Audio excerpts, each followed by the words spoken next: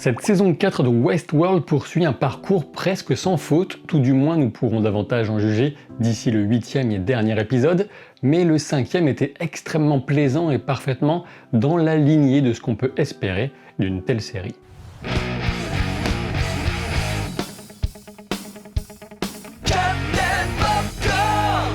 Pensez à vous abonner à la chaîne si vous ne voulez pas que je vous fasse jouer du violon avec les dents pendant 72 heures de suite. Et rendez-vous ce mardi 26 juillet à 20h30 sur ma chaîne Twitch pour les amateurs de jeux de rôle et de Terre du Milieu. Vous trouverez le lien de la chaîne Twitch en description de la vidéo. Les créateurs de Westworld prennent un malin plaisir à jouer avec les références de la science-fiction. Et on se promène ici dans cet épisode entre Matrix, y compris le 4e, et une version inversée de Blade Runner où des androïdes partiraient en chasse des humains défaillants. On ne soulignera jamais assez combien les compositions de Ramin Djawadi et le sound design de la saison sont réussies et essentielles. Les fréquences de contrôle des humains sont parfaites pour nous glacer le sang, tandis que la scène du clavier et de la danse des humains multiplie les références, aussi bien musicales bien sûr qu'aux précédentes saisons. Étant un peu fatigué, je ne peux pas me permettre une vidéo interminable, je vais donc aller droit au but et je vous mets en garde si vous préférez rester à l'écart des explications qui sont étroitement imbriquées aux théories de compréhension d'ensemble de cette saison. Et si vous entendez des petits bruits de grognement derrière moi, c'est Bambou. Comme on pouvait le supposer dès la bande-annonce, et ce n'est pas un défaut en soi, la ville et même le monde apparemment sont sous le contrôle des hôtes et plus spécifiquement de Doloroth. New York est un parc et suite à l'interrogation que je soulevais la semaine dernière, on sait qui le visite ce parc, ce sont des hôtes. Tout simplement, on a donc une situation purement inverse à celle de la saison 1. Inutile de revenir sur les questions de fond, sur l'illusion du libre arbitre, la prédestination génétique ou sociologique, ce sont des thèmes récurrents qu'on retrouve dans la conversation fascinante de William Turbo avec ses deux jouets humains. Les tendances de sociopathe du William humain s'expriment bien évidemment sur sa version haute et on se doute qu'il avait l'intention d'agresser et d'abuser de la jeune femme. Malheureusement pour lui, un petit contretemps dans son planning avec une hôte qui ne supporte plus d'entendre les humains depuis qu'un outlier, le sans-abri, ayant vu la tour, lui a mis des idées dans la tête au sujet de ce qui définit la réalité,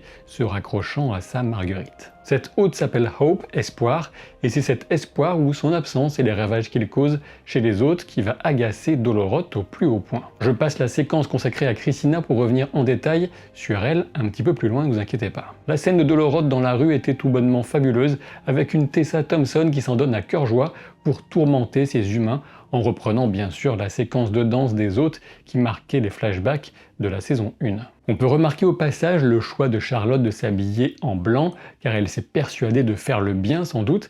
Elle est la déesse de ce monde, une déesse qui s'ennuie certes, mais qui ne peut pas faire le mal puisque c'est elle qui définit les règles de la morale. Référence rapide à Zeus et à ce qu'on nomme pudiquement ses conquêtes de nombreuses mortelles. Doloroth évoque la forme de signe qu'il a pu prendre, signe noir ou signe blanc.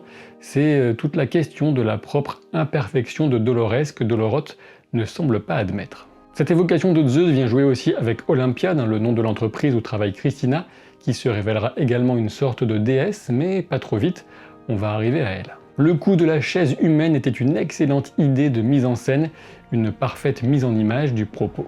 Et ensuite le chemin vers la tour, son esthétique, sa symétrie, sa musique, tout était parfait, jusqu'au point de dissonance, ce corps sans vie de Hope, qui a dû regarder la fleur du sans-abri avant de se tirer une balle. L'une des nouvelles questions que pose l'épisode, sans y répondre pour l'instant, c'est la définition exacte du projet de transcendance que Doloroth propose aux hôtes et qu'elle regrette de voir si peu d'entre eux embrasser. De toute évidence, il s'agit de rejoindre un niveau supérieur, immatériel tout du moins, mais s'il s'agit d'une simulation comparable au sublime avec des sensations qui continuent de s'exprimer via des stimuli perçus au travers d'un corps, on peut se poser la question quelle est la véritable différence avec la réalité. À ce sujet, j'en reviens au titre de cet épisode que j'évoquais déjà en fin de précédente vidéo.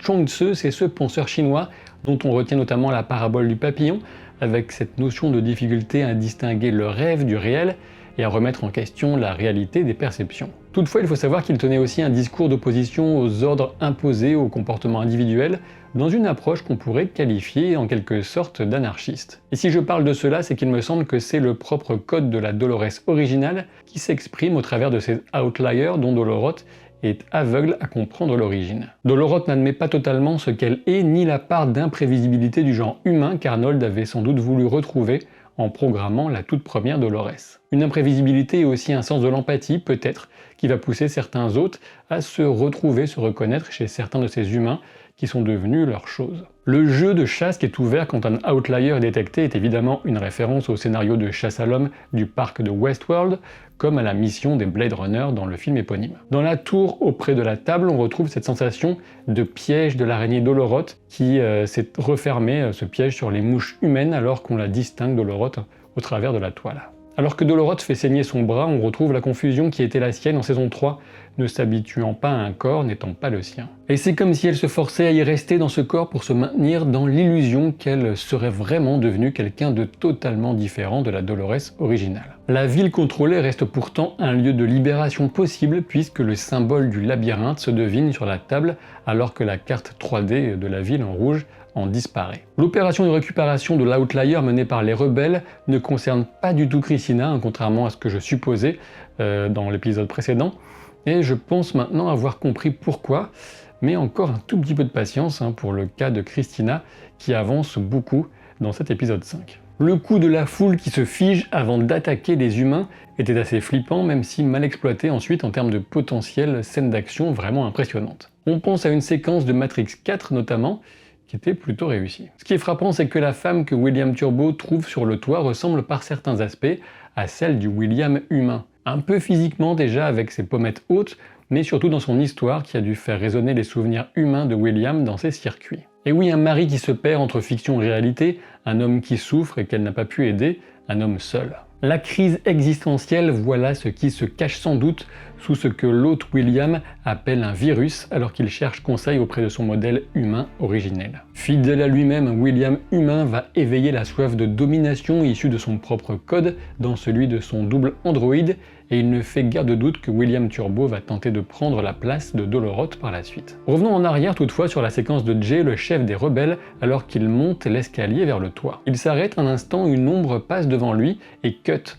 Il ne fait guère de doute qu'il a été remplacé par un Jay Turbo, à ce moment précis, remplacement au sujet duquel nous avions bel et bien reçu un indice à l'avance à sa première apparition avec son casque de moto ressemblant au visage lisse des drones. Il est temps d'enfin aborder le cas de Christina en détail. Maintenant que cet épisode nous a donné tous les éléments pour nous démontrer qu'elle se situe dans la réalité de la ville de New York, parmi les humains contrôlés, je suis convaincu que c'est tout le contraire et qu'elle est dans une matrice. Et vous le savez bien, c'est tout le savoir-faire des scénaristes de Westworld que de nous perdre. La matrice semblait initialement une hypothèse trop facile et maintenant qu'on cherche à nous faire croire le contraire, elle devient de fait nettement plus solide. Christina se situe dans une simulation du monde réel et c'est notamment ce qui lui permet, je pense, de trouver le temps d'écrire l'histoire de millions de personnes qui habitent New York. En effet, comme expliqué à Bernard quand il est entré dans le sublime, le temps s'y écoule différemment. Alors attention, je ne pense pas pour autant que Christina est dans le sublime. Ce rôle de Christina a d'autant plus de sens quand on se remémore la fin de la saison 3 avec une Dolores connectée à Rehoboam et effacer un souvenir après l'autre. Et donc je pense que Christina est un programme au sein d'un programme plus vaste potentiellement, et c'est justement du fait de sa personnalité qu'il y existerait des outliers. Et je dirais qu'en quelque sorte, Christina serait l'incarnation virtuelle des émissions de la Tour Blanche. Voilà ce qui pourrait expliquer de mon point de vue comment elle contrôle directement les humains sans passer par des fréquences, du moins elle peut le faire dans la simulation justement. Christina découvre une table derrière la porte cachée, évidemment porte cachée référence au fameux épisode de la saison 1 et à la réplique de Bernard quelle porte, et elle demande à l'intelligence artificielle qui va gérer la table et le reste on peut supposer de lui montrer New York, puis le jeu et les deux réalités sont identiques, elles se superposent, autre indice des deux réalités. Par ailleurs quand elle demande à l'IA de lui décrire les personnages, c'est la voix de Evan Rachel Wood, l'interprète de Christina bien sûr, de Dolores, voix un peu retravaillée mais qui lui répond. Autre preuve, je crois, le chef de Christina lui parle d'un World Garden en VO, un terme qu'on retrouve dans une réplique de Ford en saison 1, « Your mind is a world garden, even death cannot touch the flowers blooming there ». De rien. Dans cette perspective, on comprend plus facilement la présence de Teddy. Et oui, il n'aurait pas eu besoin d'être réimprimé dans un corps, il est un programme introduit de l'extérieur, sans doute par une action à venir de Bernard de Maeve dans la suite de la saison. Et oui, en effet, je pense aussi maintenant que les événements concernant Christina sont dans un futur proche par rapport à la mission menée par Bernard. Teddy serait potentiellement passé du sublime à cette autre simulation si on suppose que Christina ne se trouve donc pas dans le sublime. Et cela semble probable puisque jusqu'à preuve du contraire, Doloroth n'a pas accès au sublime. Le Christ dans le prénom Christina a évidemment une sonorité messianique et on pourrait faire le lien avec Neo de Matrix et donc un programme qui apporterait la liberté aux consciences asservies. Lorsque Doloroth rend visite à Christina, c'est certainement en se connectant à la simulation pour tenter de comprendre pourquoi la programmation des humains ne fonctionne pas parfaitement. Et oui, Doloroth ne vient pas voir une amie, elle examine un processus qui déconne un petit peu, c'est du moins ma théorie principale pour le moment. Reste une seconde théorie qui voudrait que Christina soit la première tentative de conscience haute implantée dans un corps humain, mais pour le moment j'avoue qu'on manque d'éléments qui vont en ce sens, on a plutôt des éléments qui viennent soutenir que Christina se pense humaine au sein d'une simulation, d'où par exemple sa blessure au bras qui ne disparaissait pas d'un jour à l'autre. Pour la suite, on peut s'interroger sur Caleb est-il vraiment un hôte ou juste humain et contrôlé et gardé en cryogénie comme William. S'il est un hôte, en tout cas, cela pourrait correspondre à une recherche menée par Doloroth pour comprendre ce qui fait la spécificité d'un outlier. J'espère que cette vidéo vous a plu. Pensez à me dire en commentaire vos théories et ce que vous avez pensé de cet épisode 5 et laissez un petit pouce en l'air aussi et je vous dis à bientôt, peut-être un peu moins vite que pour les précédentes vidéos qui sont beaucoup enchaînées, mais à la prochaine en tout cas pour de nouvelles aventures. Salut!